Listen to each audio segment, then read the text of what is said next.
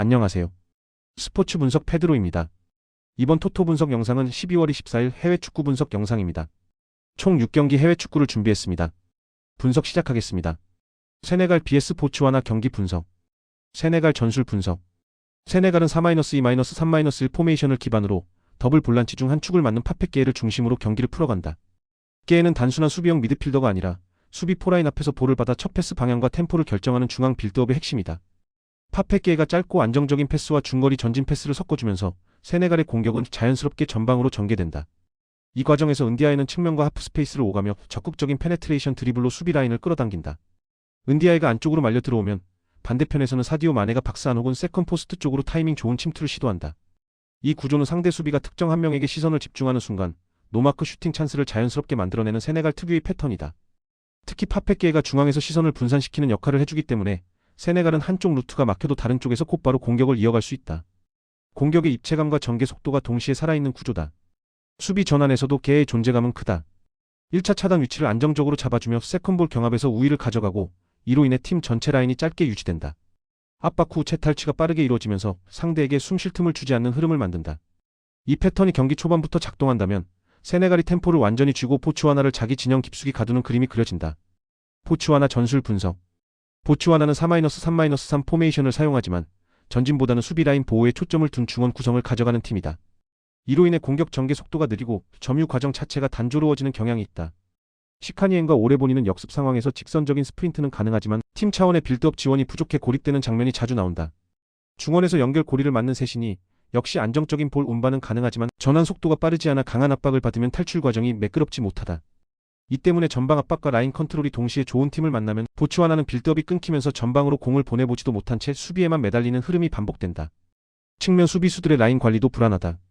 은디아에처럼 안쪽 침투가 좋은 윙 자원을 상대로는 하프 스페이스가 쉽게 열리고 수비 블록이 계속 뒤로 밀리며 버티기 모드로 전락할 가능성이 크다. 냉정하게 보면 보츠와나는 공격을 주도하기보다는 실점을 최소화하며 시간을 흘려보내는데 에너지를 써야 하는 매치업이다. 그러나 이런 운영은 후반으로 갈수록 집중력 저하와 추가 실점 리스크를 동반한다.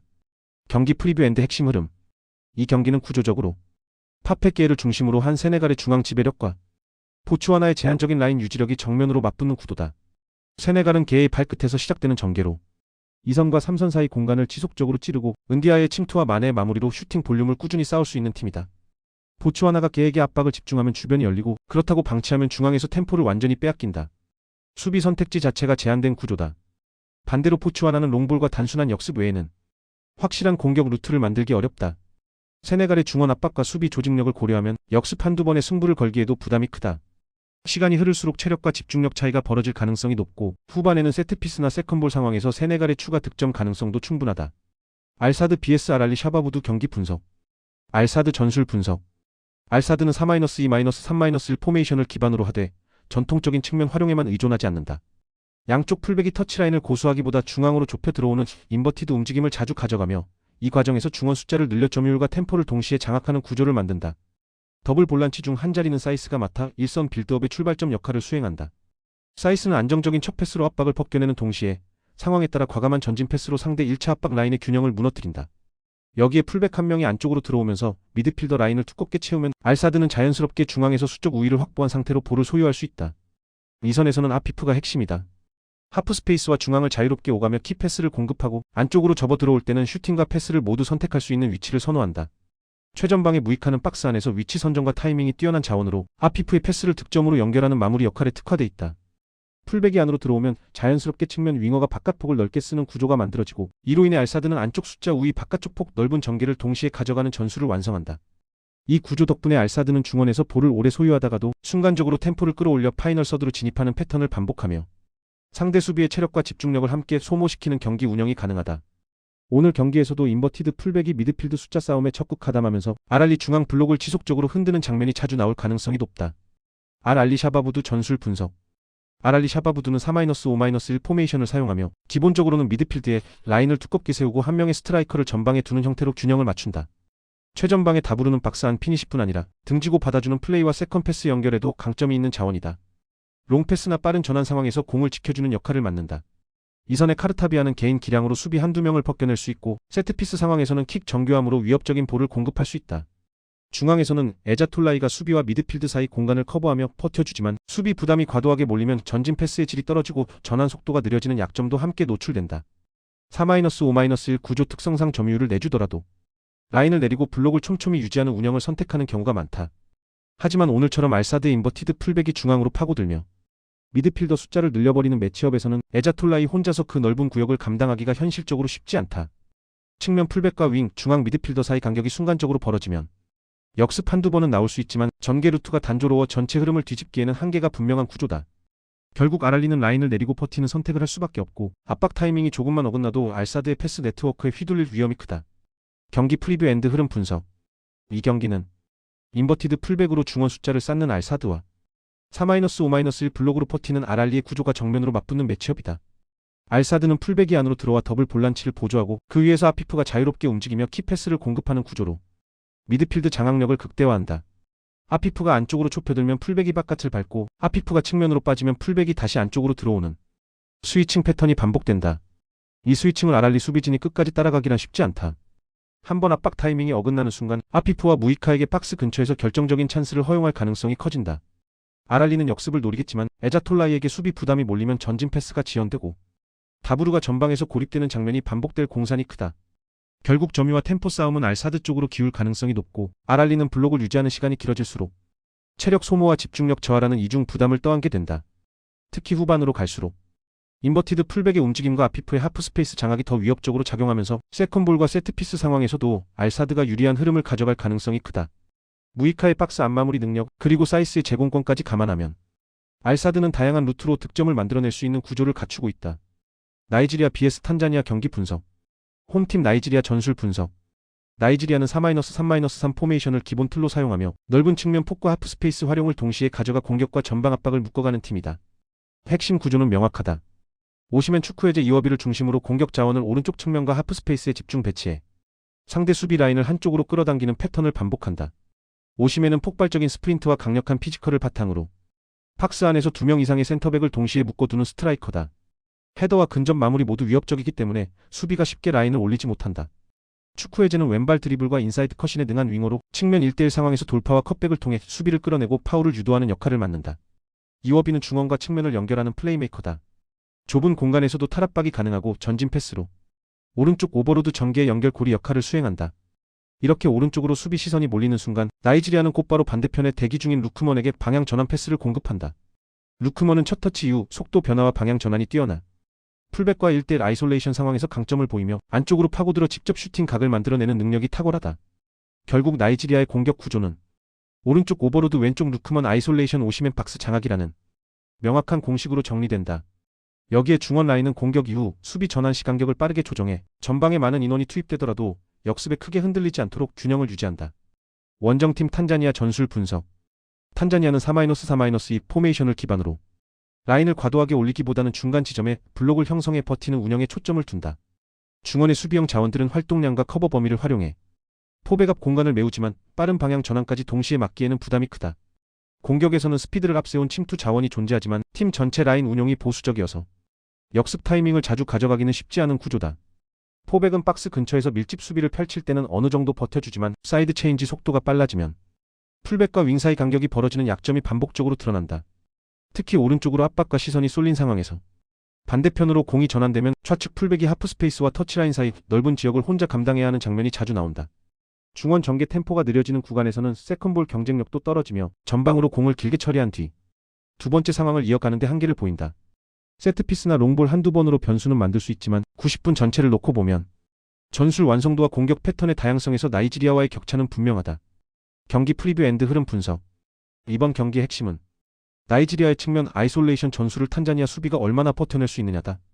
나이지리아는 전개 초반부터 오시멘 축구해제 이워비를 활용해 오른쪽에 인원을 몰아넣고 탄자니아 수비 라인을 한쪽으로 지속적으로 압축시킨다. 수비가 오른쪽으로 쏠리는 순간 나이지리아는 준비된 패턴대로 왼쪽의 루크먼에게 방향 전환 패스를 연결한다. 루크먼은 1대1 상황만 만들어지면 개인 기량으로 풀백을 벗겨내고 안쪽으로 파고들며 슈팅 각을 만들어내는데 매우 능숙하다. 이때 오시멘은 박스 안에서 수비 2-3명을 끌고 다니며 세컨볼과 리바운드 상황을 준비한다. 슈팅 이후 흐르는 공에서도 나이지리아가 먼저 반응할 가능성이 높다. 탄자니아는 중앙 밀집 수비로 버티려 하겠지만 측면 전환 속도와 라인 이동 폭의 한계로 넓은 공간을 반복적으로 내줄 위험이 크다. 시간이 지날수록 풀백들의 체력 부담이 누적되면 태클 타이밍이 늦어지고 이는 프리킥과 코너킥 허용으로 직결될 가능성이 높다. 나이지리아는 아이솔레이션 구조만 정상적으로 작동한다면 조급해할 필요 없이 흐름을 길게 가져가며 꾸준히 득점 찬스를 쌓아갈 수 있는 매치업이다. 반면 탄자니아는 라인을 올리자니 뒷공간이 부담스럽고 내리자니 루크먼 오시멘 축구의 재개. 지속적으로 시간과 공간을 허용하는 딜레마에 빠질 수밖에 없다. 결국 이 경기는 나이지리아의 측면 아이솔레이션과 박스 장악력이 유지되는 한 스코어 차이만 달라질 뿐 흐름 자체는 홈팀 쪽으로 기울 가능성이 높은 경기다. 전반부터 패턴이 매끄럽게 작동한다면 나이지리아는 최소 득점 이상을 기대할 수 있고 경기 운영에 여유가 생기면 추가골까지 노려볼 수 있는 그림이다. 알 이티하드 vs 나사프 카르시 경기 분석. 홈팀 알 이티하드 전술 분석. 알 이티하드는 4-2-3-1 포메이션을 바탕으로 앞선 4명이 동시에 라인을 끌어올리며 강한 전방 압박을 가는 팀이다. 이 팀의 가장 큰 특징은 해볼만하다고 판단하는 상대를 만나면 압박 강도를 극단적으로 끌어올린다는 점이다. 최전방의 알시흐리는 스트라이커이면서도 이선과의 간격을 유연하게 조절하는 연계형 자원이다. 전방 압박 이후 첫 터치에서 공을 지켜내는 능력이 뛰어나고 볼을 지킨 뒤 바로 슈팅이나 패스로 연결하는 판단이 빠르다. 베르그비는 측면에서 드리블과 순간 가속으로 수비수를 정면 돌파하는 타입이다. 안쪽으로 파고들며 슈팅 각을 만들거나 수비를 끌어낸 뒤 컷백으로 이선 찬스를 만들어내는 움직임이 위협적이다. 이선 중앙의 아우아르는 이 전술의 핵심이다. 탈압박 이후 전진 패스로 상대 미드필드 라인을 한 번에 가르며 압박 성공 직후 공격 전개를 곧바로 찬스로 연결하는 역할을 맡고 있다. 알 이티하드는 전방 압박 볼 탈취 즉각적인 박스 침투. 이 세 단계를 거의 자동화된 패턴처럼 반복한다. 압박이 성공하면 측면 컷백 하프 스페이스 침투, 이선 세컨 찬스를 동시에 노리며 박스 안 슈팅 볼륨을 빠르게 늘리는 팀 컬러가 뚜렷하다. 더블 볼란치는 압박 이후 라인을 즉시 끌어올려 두 번째 공을 안정적으로 정리해주기 때문에 상대가 한 번 공을 걷어내더라도 다시 압박에 밀려 턴오버를 허용하는 장면이 자주 나온다. 교체 카드 역시 공격 자원과 측면 자원이 고르게 준비돼 있어 후반에도 압박 강도와 스피드를 크게 떨어뜨리지 않고 밀어붙일 수 있는 스쿼드를 갖추고 있다. 이 때문에 경기 시간이 흐를수록 알 이티하드가 상대 진영에서 플레이하는 시간이 길어지고 득점 기대값도 자연스럽게 함께 올라가는 구조다. 원정팀 나사프 카르시 전술 분석. 나사프 카르시는 3-4-3 포메이션을 기반으로 한 팀이다. 수비 시에는 윙백이 내려와 5백 형태로 라인을 조이고 공격 전개에서는 측면 폭을 활용해 역습 타이밍을 노린다. 전방의 세라는 수비 라인 사이를 파고드는 움직임과 박스 안에서의 마무리 집중력이 강점인 자원이다. 우투반조는 측면과 중앙을 오가며 속도를 살리는 유형으로 빠른 터치와 방향 전환으로 변수를 만들 수 있지만 팀 전체 전개 속도가 느려지면 개인 장점이 반감되는 구조다. 중앙의 노차르 F는 공수 연결고리 역할을 맡지만 강한 압박을 받는 빌드업 구간에서는 첫 터치와 탈압박에서 흔들리는 장면이 종종 나온다. 나사프 카르시는 3백과 골키퍼를 활용한 후방 빌드업으로 압박을 풀어보려 하지만 전방 압박 강도가 높은 경기에서는 첫 패스가 끊기며 곧바로 실점 위기로 이어지는 경우가 적지 않다. 윙백은 공격 전개 시 폭을 넓혀주는 장점이 있지만 라인이 한번 무너지면 복귀 속도가 느려 빠른 전방 압박과 즉각적인 전환을 가져가는 팀을 상대로는 부담이 크다. 또한 교체 자원 풀이 알 이티하드에 비해 얇아 후반 중후반으로 갈수록 압박을 견디는 힘과 수비 집중력이 떨어질 위험이 크다. 전술 구조 자체는 정돈돼 있지만 압박 강도 스쿼드 깊이 후반 대응력에서 상대와의 차이가 분명한 팀이라 볼 수 있다. 경기 프리뷰 앤드 흐름 분석. 이번 경기는 알 이티하드가 압박을 풀 가동했을 때 어떤 전개를 보여주는지가 그대로 드러날 가능성이 큰 매치업이다. 알 이티하드는 초반부터 라인을 과감하게 끌어올리며 2선과 3선까지 함께 올라가 나사프 카르시의 첫 빌드업 패스를 강하게 압박할 가능성이 높다. 알시흐리는 압박의 출발점이 되어 센터백과 수비형 미드필더를 동시에 압박하고 볼 탈취 이후에는 직접 슈팅 혹은 이선 연계를 선택할 수 있다. 베르그비는 압박 이후 전환 상황에서 측면의 넓은 공간을 가장 먼저 공략하는 카드다. 드리블과 컷신으로 하프 스페이스를 파고들며 수비 라인을 정면으로 흔들 가능성이 크다. 아우아르는 압박 성공 지점 근처에서 공을 받아 한 박자 접은 뒤 박스 안으로 침투하는 동료에게 스루 패스를 투입하는 장면을 선호한다. 이 패턴이 반복되면 압박 성공과 동시에 곧바로 결정적인 찬스가 연결되는 흐름이 만들어진다. 반면 나사프 카르시는 3백과 골키퍼를 활용해 압박을 풀어보려 하겠지만 첫 터치에서 주도권을 빼앗기는 순간 자기 진영 깊숙이까지 밀리는 전개를 피하기 어렵다. 윙백이 올라간 상태에서 공을 잃으면 측면의 넓은 공간이 그대로 노출되고 알 이티하드는 이 지점을 베르그빈과 이선 자원으로 집요하게 공략할 수 있다. 교체 카드 싸움에서도 알 이티하드는 후반에 투입할 수 있는 공격 옵션이 풍부해 압박 강도를 유지하면서도 새로운 변수를 계속 투입할 수 있다. 반대로 나사프 카르시는 후반으로 갈수록 3백과 윙백 라인의 체력 저하가 불가피하고 이 타이밍에 파울 경고 세트피스 허용까지 겹칠 가능성이 높다. 전방에서 세란과 우투반조가 역습을 노리더라도 라인이 깊게 박힌 시간이 길어지면 실질적인 위협으로 이어질 장면은 제한적일 수 있다. 결국 이 경기는 전방 압박의 완성도, 교체 카드의 깊이, 빌드업 압박 대응 능력의 차이가 명확하게 드러나는 흐름이 될 가능성이 높다.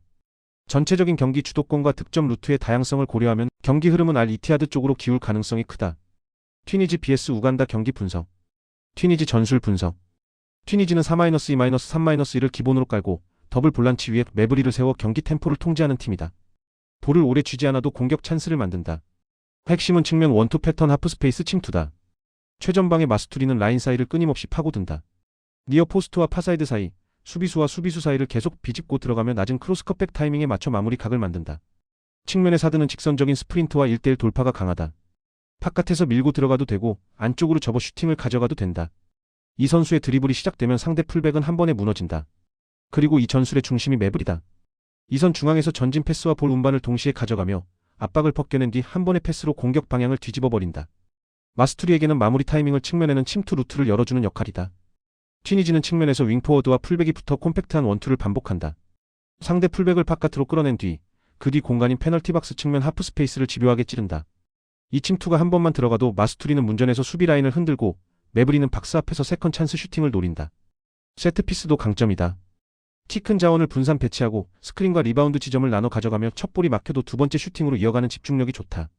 점유율이 아니라 디테일로 찬스를 쌓는 팀이다. 우간다 전술 분석. 우간다도 4-2-3-1이지만 성격이 다르다. 중원과 이선의 스피드를 살린 직선적인 전진 패스에 의존하는 비중이 높다. 오켈로는 공을 받으면 곧장 전방으로 찔러 넣는다. 패스가 한두 번만 통하면 팀 템포가 올라가지만 그게 막히면 공격이 단조로워진다. 샘무가비는 침투 타이밍과 박스 안마무리에 강점이 있다. 결국 우간다의 공격은 오켈로가 찔러주고 샘무가비가 띄워준다로 정리된다. 수비형 미드필더 아우초는 넓게 커버하며 1차 저지선을 세우려 하지만 문제는 측면이다. 우간다는 풀백 마이너스 윙어 간격이 자주 벌어지고 하프 스페이스 침투를 따라가는 동선이 느리다. 2대1 원투가 들어오면 첫 압박은 걸어도 두 번째, 세 번째 패스에서 결국 찢긴다. 그리고 그 다음은 컷백 낮은 크로스 노마크 슈팅이다. 세트피스 수비에서도 불안이 있다. 첫 클리어 이후 두 번째 상황에서 마킹 전환이 늦고 세컨볼 처리에서 집중력이 떨어지며 다시 슈팅을 내준다. 공격 전환도 리스크다. 전진 패스로 뚫으려다 끊기는 순간 뒤쪽 하프 스페이스와 사이드 채널이 동시에 열린다. 라인이 함께 움직이지 않기 때문에 한 번 무너지면 회복이 늦다. 프리뷰 승부를 가르는 포인트. 이 매치는 상성 자체가 정직하다. 튀니지의 장점이 우간다의 약점을 정확히 찌르는 구조다. 튀니지는 측면에서 원투를 반복하며 풀백을 끌어낸 뒤 바로 그 뒤 공간인 하프 스페이스로 파고든다. 우간다가 가장 흔들리는 구간이 바로 그 지점이다. 그 순간 마스투리는 문전에서 니어파 사이드를 오가며 수비 시선을 갈라놓고 매브리는 박스 앞에서 세컨 찬스를 준비한다. 즉 튀니지는 한 번 침투, 한 번 컷백, 한 번 세컨 슈팅까지 이어지는 구조로 공격 볼륨을 늘린다. 우간다는 오켈로와 샘무가비로 역습 한 방을 노리겠지만 그 공격을 위해 풀백 라인이 전진하는 순간 뒤쪽 하프 스페이스가 열리고 튀니지가 역으로 칼을 꽂을 통로가 열린다. 여기에 세트피스까지 얹히면 튀니지가 더 편해진다. 튀니지는 세트피스에서 첫 볼이 막혀도 두 번째 볼을 다시 슈팅으로 만든다. 우간다는 반대로 두 번째 상황에서 흔들리는 팀이다. 이 차이는 후반으로 갈수록 더 크게 체감된다. 전반에는 우간다가 활동량으로 몇 번은 버틸 수 있다. 하지만 시간이 갈수록 조직력, 라인 유지, 세트피스 디테일에서 격차가 벌어진다. 특히 후반 승부처에서 우간다의 측면 간격이 한 번만 벌어지면 튀니지는 그 틈을 찢고 들어가 결론을 낼 가능성이 높다. 종합하면 이 경기는 튀니지가 측면 원투 하프 스페이스 침투 세트피스로 찬스를 누적시키는 흐름이고 우간다는 간헐적인 역습으로 버티는 구도다. 전술 밸런스와 디테일에서 우위를 가진 쪽은 튀니지다. 아스날 vs 크리스탈 팰리스 경기 분석. 아스날 전술 분석. 아스날은 4-2-3-1을 기반으로 수비 라인을 상대 진영 가까이까지 끌어올리는 하이라인 운영으로 경기 주도권을 쥐려는 팀이다. 점유율을 통해 상대를 몰아넣고 전방에서 압박으로 공을 다시 회수하며 공격 템포를 유지하는 구조다. 최전방의 요케레스는 단순한 피니셔가 아니다. 강한 피지컬을 활용해 등지고 버텨주고 필요할 때는 측면으로 빠지며 수비 시선을 분산시키는 전방 기점 역할을 수행한다. 압박 가담도 적극적이라 아스날의 1차 압박 출발점이 된다. 오른쪽에 사카는 폭을 넓게 가져가다가 왼발 컷신으로 안쪽을 파고드는 전형적인 핵심 옵션이다. 슈팅과 라스트 패스를 동시에 노릴 수 있어 상대 좌측 수비는 계속 선택을 강요받는다. 에제는 중앙과 왼쪽 하프 스페이스를 자유롭게 오가며 드리블로 수비 간격을 벌린다. 박스 앞 중거리 슈팅과 세트피스 킥까지 겸비해 공격 리듬을 만들어내는 역할이 분명하다. 이렇게 아스날은 요케레스를 중심에 두고 이선에서 사카와 에제가 번갈아 침투 각을 열어주며 점유 기반 압박 축구를 완성한다. 다만 구조적인 약점도 명확하다. 수비 라인을 높게 유지하는 대신 센터백과 풀백 사이 커버 타이밍이 어긋나는 장면이 반복된다. 특히 볼을 잃은 직후 더블 볼란치의 역압박이 한 박자 늦어지면 곧바로 수비 뒷공간이 열리며 침투를 허용하는 리스크가 노출된다. 이 하이라인 리스크는 단기간에 수정하기 어려운 성향이라 단판 성격이 강한 경기에서는 의외의 실점으로 직결될 가능성을 항상 안고 있다. 크리스탈 팰리스 전술 분석. 크리스탈 팰리스는 3-4-3을 기반으로 미드필드에 블록을 세운 뒤 빠른 전환 몇 차례로 승부를 보는 팀이다. 전방의 마테타는 제공권과 몸싸움을 책임지며 등지고 버티는 플레이로 윙어들의 침투 시간을 벌어준다. 세컨볼이 떨어지는 지점에서 마무리 각을 노리는 역할이 분명하다. 측면의 예레미 피노는 스피드가 매우 빠른 유형으로 하이라인 뒤 공간을 파고드는 라인 브레이킹 침투에 특화되어 있다. 아스날처럼 라인을 높게 세우는 팀을 상대로는 출발 타이밍만으로도 수비에 큰 부담을 준다. 이 움직임은 오프사이드 트랩을 간발의 차이로 빠져나오는 경우가 많아 경기 중 몇 차례는 VAR 판독이 필요한 장면까지 만들어낼 수 있다. 중원에서는 휴즈가 활동량과 커버 범위를 바탕으로 압박과 공간 메우기를 병행하며 탈취 이후에는 간결한 패스로 첫 번째 전환을 책임진다. 3명의 센터백이 중앙을 지키고 윙백이 타이밍을 보며 올라가는 구조라. 수비 숫자를 유지하면서도 역습 출발은 빠르게 가져갈 수 있다는 장점이 있다. 다만 팰리스 역시 한계는 뚜렷하다. 박스 안에서의 세밀한 패턴이 많지 않아 전개가 막히면 마테타를 향한 단순 크로스에 의존하는 흐름이 잦다. 프리뷰 경기 흐름 전망. 이 경기는 아스날의 하이라인과 크리스탈 팰리스의 스프린트 기반 역습이 정면으로 충돌하는 매치업이다. 아스날은 요케레스를 중심으로 전방 압박을 걸고 사카와 에제의 움직임으로 상대 수비를 박스 근처까지 밀어붙이려 할 것이다. 전반 초반에는 점유율과 슈팅 수치에서 아스날이 앞서는 흐름이 나올 가능성이 높다. 하지만 라인을 높게 유지하는 특성상 볼을 잃는 순간 수비 뒷공간이 그대로 노출되고 이 지점이 예레미 피노의 라인 브레이킹과 직결된다. 피노는 오프사이드 라인 근처에서 출발 타이밍을 잡는 데 능해 아스날 수비 집중력을 계속해서 소모시키는 유형이다. 이 과정에서 한 번쯤은 판독이 필요한 장면 혹은 결정적인 침투 찬스가 나올 여지도 충분하다. 아스날 수비진은 넓은 공간을 커버해야 하는 부담을 안고 센터백과 풀백의 협력이 무너지는 순간 곧바로 실점 위험에 직면한다. 이 구조적 문제는 전술 방향을 유지하는 한 쉽게 사라지지 않는다. 크리스탈 팰리스는 마테타를 기점으로 버티고 피노가 뒷공간을 파고들며 휴즈가 단순하지만 효율적인 패스로 전환을 이어가는 그림을 노릴 것이다. 반면 아스날은 홈에서 라인을 내리기 어렵다. 점유와 공격 템포를 유지하려다 수비 뒷공간을 반복해서 열어주는 딜레마에 빠질 가능성이 있다. 물론 아스날의 공격력이 완전히 침묵할 팀은 아니다. 요케레스와 사카의 콤비 플레이로 박스 안에서 결정적인 찬스를 만들 가능성도 충분하다. 결국 이 경기는 아스날의 공격 템포가 먼저 결실을 보느냐 아니면 크리스탈 팰리스의 역습이 하이라인 뒤 공간을 먼저 찌르느냐의 싸움이다. 전체 구조를 놓고 보면 하이라인이라는 명확한 약점을 안고 들어가는 아스날보다 그 공간을 노릴 수 있는 스피드와 전환 루트를 가진 크리스탈 팰리스 쪽이 역배당 대비 기대값은 더 높은 매치업으로 볼 수 있다. 이상 페드로의 토토 분석 해외 축구 분석 영상입니다. 페드로의 분석이 도움이 되셨다면 좋아요, 구독 부탁드립니다. 다음 분석 영상에서 인사드리겠습니다.